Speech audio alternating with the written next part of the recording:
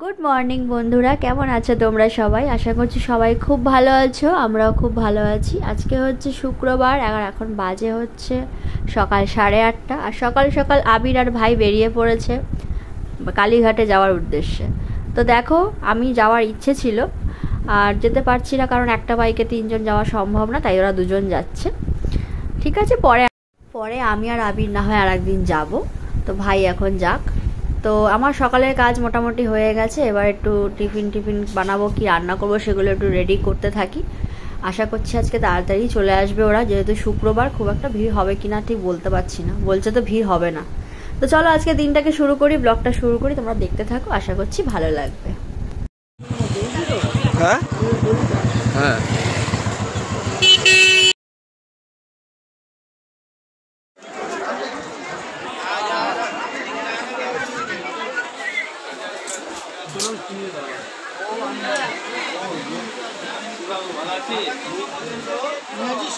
হ্যাঁ সন্তোষ হ্যাঁ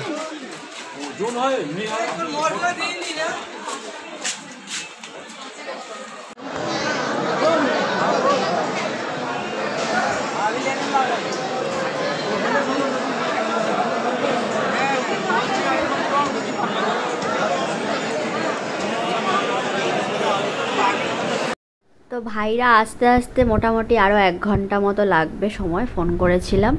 তো আমি সকালবেলা স্নান টান সেরে নিলাম, সেরে একেবারে রান্নাঘরে এলাম। তো এখানে দেখো বসিয়েছি একটুখানি আলুর তরকারি, মানে সাদা আলুর তরকারি, আর করব হচ্ছে একটু পরোটা। সকালের ব্রেকফাস্ট, ওরা সকালে তো না খেয়েই বেরিয়েছে, এসেই খাওয়া দাওয়া করবে। তো সেই কারণে আমি একটুখানি সাদা আলুর তরকারি আর পরোটা বানাবো। তো আমার মোটামুটি তরকারি হয়ে এসছে, এবার ঝোলটা ফুটলেই নামিয়ে নেবো। আর এদিকে দেখো দুধটাও বসিয়ে দিয়েছি। পায়েসটা হতে যেহেতু একটু সময় লাগে, অনেকটা সময় সাপেক্ষ ব্যাপার, ওই জন্য এটা সকাল সকাল তাড়াতাড়ি করে বসিয়ে দিয়েছি। তো ওদিকে তরকারি আমি নামিয়ে ফেলেছিলাম। আর এখানে দেখো রুটি যে মেখে রেখেছিলাম আটাটা, মানে ময়দাটা, এটার পরোটা ভেজে নিচ্ছি। একটু ঠান্ডা গরম লেগে গেছে আমার, তো কথাটা একটু অন্যরকম লাগতে পারে। তো এই যে পরোটাগুলো ভাজছি, ওরা চলে আসবে আর একটু বাদেই। তো চলো রান্না বান্না করি আস্তে আস্তে। আর সকাল সকাল দিনটা তো বেশ ভালোভাবেই শুরু হলো। আমারও ইচ্ছে করছিল জানো তো যাওয়ার, মানে আমি বিয়ের পরেই একবার গেছিলাম কালীঘাটে, তারপর আর যাওয়া হয়নি। যাকগে, ঠিক আছে, ওরা ঘুরে আসুক, আমি পরে আর একদিন যাবো, আমি আর আবির। তো এখানে পায়েসটা আমার হয়ে গেছে, এর মধ্যে মিষ্টি আর একটুখানি মিষ্টি বলছে, গুড় দেবো, চিনি দেবো না। আর এই যে ড্রাই ফ্রুটস যেগুলো দেওয়ার সব দিয়ে দিলাম, আর একটু গুড় দিয়ে ব্যাস নামিয়ে ফেলবো। মোটামুটি হয়ে এসছে, আর একটু হবে, দুধটা আর একটু হোক, ঘন হলেই নামিয়ে নেবো। তো চলো দেখতে থাকো।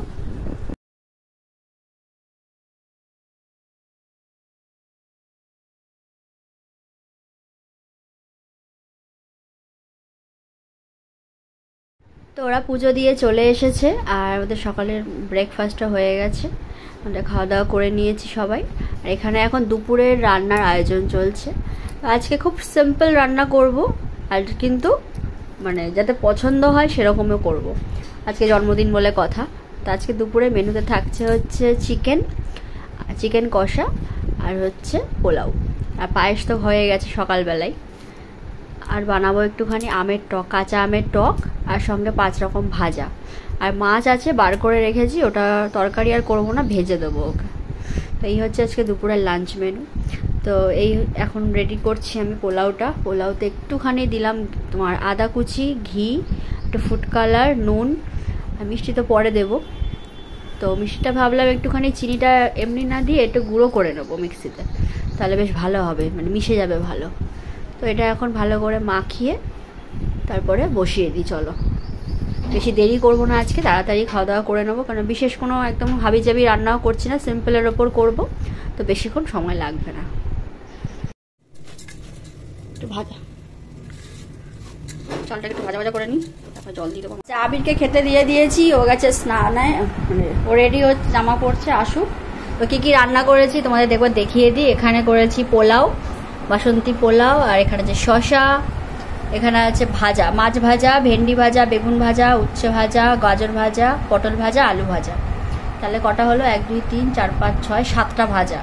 আর এখানে আছে একদম চিকেন কষা, একদম কোনো গ্রেভি না, কিচ্ছু না, প্লেন কষা।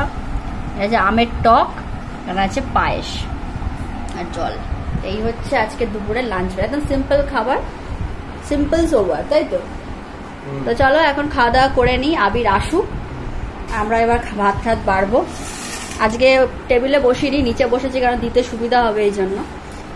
তো চলো, এই হচ্ছে আজকের আমাদের লাঞ্চ মেনু, যে সব রয়েছে।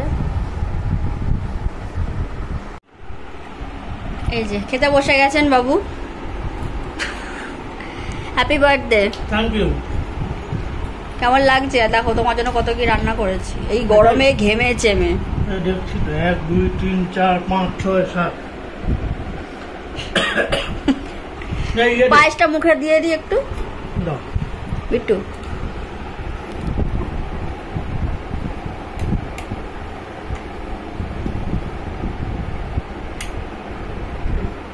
শুভ জন্মদিন। এলাচটা দিয়েছে। সরি, বুঝতে পারিনি, আমি ভেবেছি বাদাম।